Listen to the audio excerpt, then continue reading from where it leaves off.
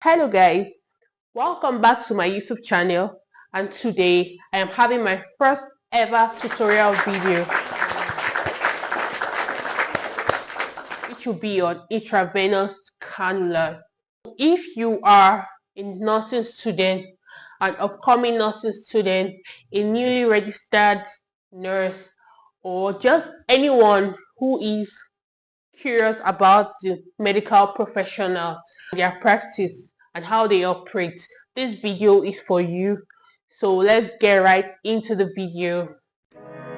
I be so sick of you niggas, y'all contradict me. I be so bold myself when you come and fuck me. I feel so ordinary, except when you around me. Treat me like water while you play me out. Arguments, you air me out. Tripping about you. When talking about IV cannulas, we need to understand what a cannula is. This is a cannula. We need to know what exactly this is. Looking at the definition of cannula, the uses, the sizes they have, the indication, the contraindication, and the nurse's responsibilities to know when placing a cannula. So what is this cannula that you have been hearing about? A cannula is a thin tube that is inserted into the vein in order to administer medication or to collect blood samples and other uses. These cannulas usually come with a choker, which is a needle. Can you see it? That punctures the body in order to get into the intended space. This is what we call a choker, a needle inside the cannula. And this is the cannula. It's in tube. It is very elastic. You can see it here, right? This is it. So the money like this. What are the uses? Indication of IV cannula. It is used to provide fluid when you cannot drink or when you are dehydrated. It's used for blood transfusion, administration of medication, parenteral nutrition, collecting blood samples, administration of fluids, and IV medication. That there are some medication that cannot be given IM. There are some medication that you might just need to give IV, and then during an emergency situation, you may be dehydrated.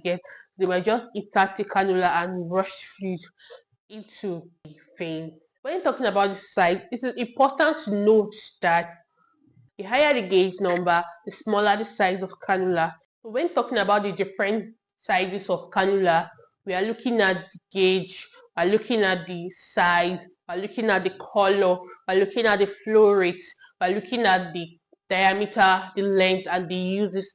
So we are starting with the 14 gauge. The 14 gauge is orange in color. It has a diameter of 2.1 millimeter, a length of 45 millimeter, and the flow rate is 240 to 300 mils per minute. That means in 1 minute it can administer 240 to 300 mils. Is used for major surgery or rapid blood transfusion, but it's not so common in this region. The 16 gauge color gray, diameter 1.8 millimeter, the length 45, flow rate is 80 mil to 200 mils per minute. The next gauge is 18 gauge, which is green. I have it here, green. Has a diameter of 1.3 millimeter, length of 45 millimeter, and the flow rate of this grain is 90 mils per minute. That means this one can administer 90 mils of fluid in 1 minute. It's commonly used in interpartum and postpartum. It is used to administer irritants medication.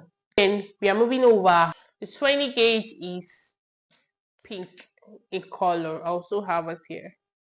This is 20 gauge. It has a diameter of 1.1 millimeter and a length of 32 millimeter.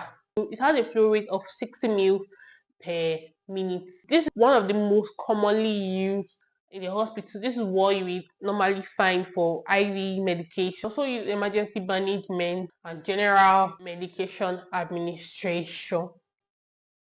It's blue. This is a 22 gauge. It's blue. Has a diameter of 0.9 millimeter, a length of 25 millimeter. The flow rate of this blue one is 36. It is used for older children, people with small and fragile vein, and it can also be used to pass IV medication with moderate flow rates. Remember the flow rate is 36.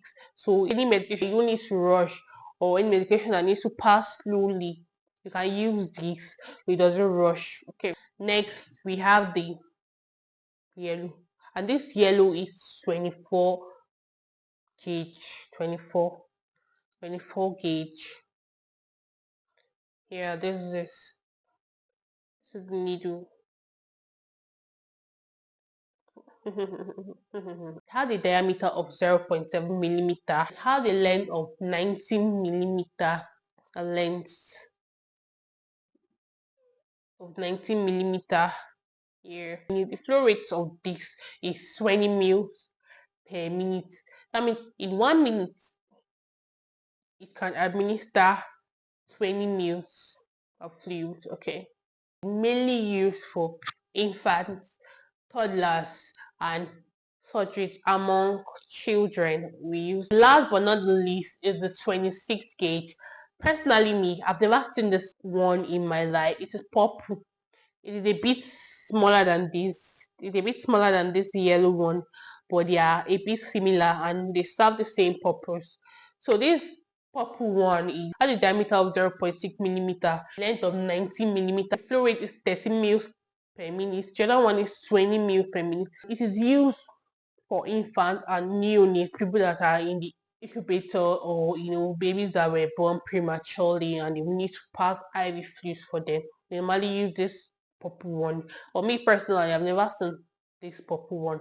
So if you've seen it, let me know in the comment below. That's all about the size. So remember that the higher the gauge, the smaller the size. The higher the gauge, the smaller the size. Please don't forget that. So you can just do re mi fa sol la ti do for 16, 18, 20, 22, 24, 26. When you, I hope you guys are enjoying my lecture. Even if you're not enjoying this, I hope you're learning from it too. Now let's talk about some complications that may arise from the use of these IV cannulas, which are, we have mouth pain. You can get mouth pain from site of insertion, like the site where they put the cannula. You might experience pain in that area. Blood clot formation. There might be blood clot formation in that area. And then we also have infection. You might get infected at that site. You might bleed. You might bleed from that site. It's one of the common complications. So have bruising. You might bruise and that area might swell. After some time it might swell. If you notice any of these complications, please change the site as soon as possible. Contraindication. Anything that has an indication usually have contraindication. But in the case of IV cannula, there are no contraindications. However, access in a burn site, an injured site, should be avoided if possible. If this person is injured, is burned, is infected in a particular area, please avoid that site. Nursing students, if you are watching this video, if they should ask you in your council exam or your pre-council exam, what is the best site for inserting an IV cannula? It is the superficial vein of the upper extremities, which includes dorsal venous network of the hand, the cephalic and basilic vein, and the median cubital vein. I'm going to put a picture on top. I hope you can see. Now, as a nurse, there are some responsibilities you need to know when using an IV cannula. One, you need to make sure that you use appropriate cannulas for different procedure, and you won't say because this one is made for adults and the person has a very tiny vein, or the person has a fragile vein, and then you say that yes, I must use the green one because that is the correct one I meant to use.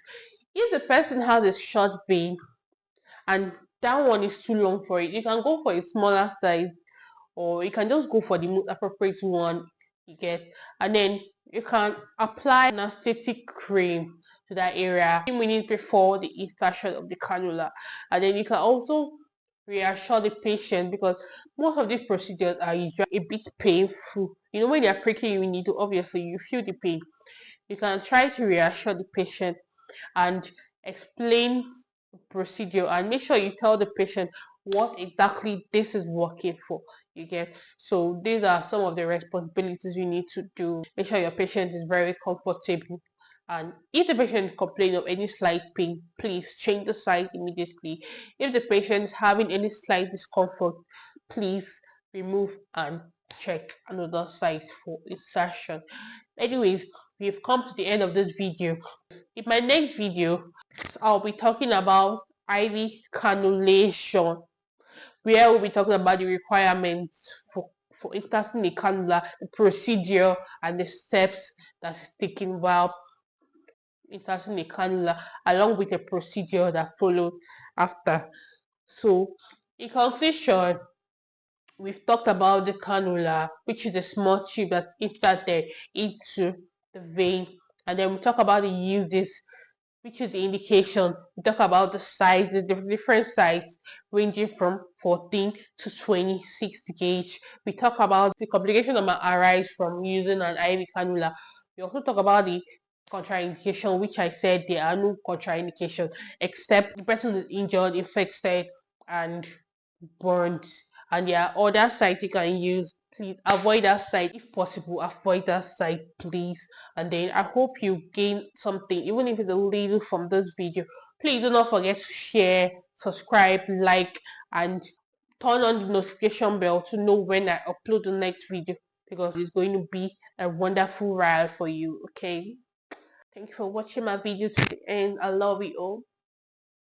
Sarangeo. And I promise to be consistent from now. You just expect many, many, many more videos from me.